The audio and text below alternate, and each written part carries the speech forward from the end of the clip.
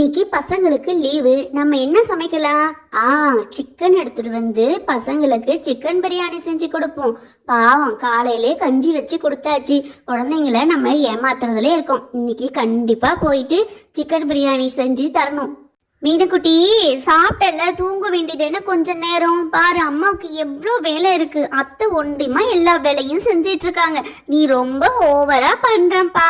சரி, துணி துவைக்கலான்னு பார்த்தா இன்னும் இப்படி புயல் காத்து மாதிரி அடிக்குது. துவைச்சாலும் பறந்து போயிடும் போல. என்ன செய்யறது?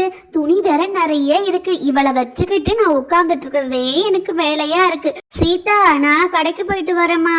பசங்களுக்கு காலையிலே கஞ்சி வச்சு கொடுத்தாச்சு இல்லையா?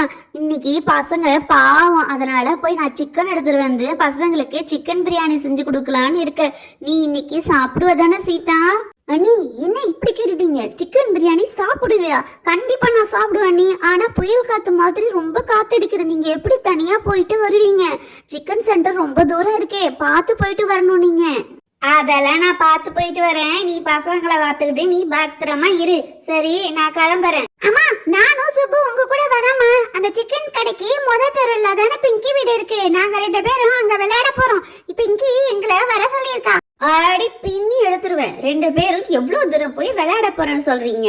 ஏய், 2 பேரும் ஒழுங்கா ஹோம்ஒர்க் எல்லாம் முடிங்க. சீதா, இவங்க 2 பேரும் ஹோம்ஒர்க் முடிக்க சொல்லுமா. நீ தான் கிட்ட இருந்து இன்னைக்கு பாத்துக்கணும். நான் கடைக்கு போயிட்டு வரேன். அத்தை, நாங்க கொஞ்ச நேரமாவது பிங்கி வீட்டுக்கு போயிட்டு விளையாடிட்டு வரோம். அவங்க அப்பா ஃபாரின்ல இருந்து இப்ப ஊருக்கு வந்திருக்காரு. அதனால நிறைய திங்ஸ், பொம்மைகள், சாக்லேட்லாம் வாங்கிட்டு வந்திருக்காரு.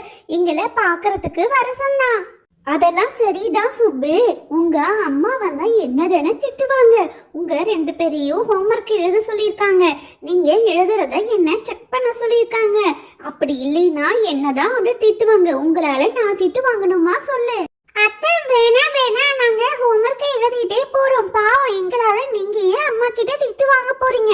எங்களுக்கு ஆசையா இருந்துச்சு அந்த பொம்மையெல்லாம் போய் பார்க்கணும். அதனாலதான் கேட்டோம். நாங்க ஹோம்ஒர்க்லாம் எழுதி முடிச்சிட்டே பிங்கி வீட்டுக்கு போறோம். அத்தை, சுபே, சீக்கிரமா எழுது.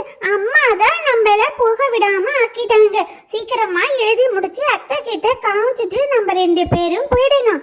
சரிடா பப்பு, சீக்கிரமா எழுதலான்னு பார்த்தா அப்புறம் மிஸ் ஹேண்ட்ரைட்டிங் நல்லா இல்ல, 5 டைம் எழுது 10 டைம் எழுதுன்னு சொல்லுவாங்க. அதனால தாண்டா நான் பொறுமையா அழகாவே எழுதுறேன். அவசரப்படாத, நம்ம எழுதிட்டே போலாம். ஹலோ ஆண்டி, என் பேரு பிங்கி. பப்புவும் சபுவும் எங்க வீட்டுக்கு விளையாட வரேன்னு சொன்னாங்களா? அதனால நான் வெயிட் பண்ணி பார்த்தேன். அவங்க வரலன்னு சொல்லிட்டு நானே வந்திருக்கேன் இங்க. வாமா பிங்கி, நீ ஹோம்ஒர்க்லாம் எழுதிட்டியா? பப்புவும் சுப்புவும் ஹோம்ஒர்க் எழுதிட்டு உங்க வீட்டுக்கு வருவாங்கம்மா. ஆண்டி, நான் காலையில எழுந்துட்டேன். பிரஷ் பண்ணி குளிச்சுட்டு சாப்பிட்டுட்டு ஃபர்ஸ்ட் ஹோம்ஒர்க்கை தான் முடிச்சேன். அதுக்கப்புறமா கொஞ்ச நேரம் டிவி பார்த்தேன்.